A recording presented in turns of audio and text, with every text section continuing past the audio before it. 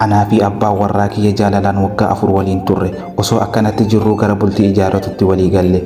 Erga bultii ijaarres waggaa 4 keenya jirra. Jaalalaa fi bultiin gargar jechuu kiyyaa miti. Anii fi abbaan warraa kiyya eega bultii waliin ijaarree akka duraa sanitti jaalalli keenya bareedan turre. Kanaafi abbaan warraa koo baay'ee cal'isaadha. Yoo an waan fedhe balleesse iyyuu hin dubbatu.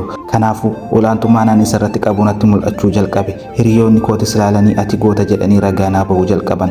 Kanaafu boonisi koo akka malee dabalaa dhufe. Abbaan warraa koo kabajaa kennuu fi suuta nin dhaabe.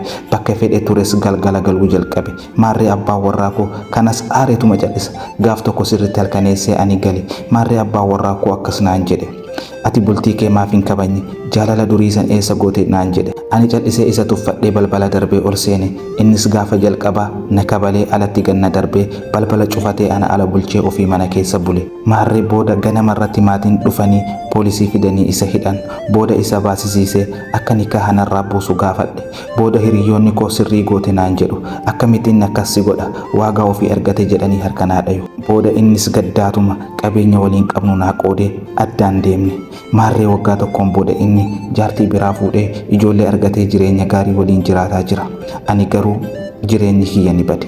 Warri kaleessa sirrii goote naan jedhu har'a immoo sirrii miti naan jedhu. Kaleessa warri dhiirri isa qofaa naan jedhaa turan ofii jireenya gaarii jiraataa jiru. Ani garuu kophaa hafe. Nama tokkoof biraa hin qabu. Obboleeyyan koo osoo gaafa durii bultii koo kabajee anis gaarii jira ture. Kanaafuu isinis osoo abbaan warraa keessan amala badaa yookiin immoo dadhabaa ta'es isin qajeelchitanii waliin jiraatuun ni danda'ama. Dubartii goonni kamuu harkaan bayu. Kanaafuu akka ani dogongoretti hin dogongorinaa. Bultii jabeeffadhaa. Nagayatti.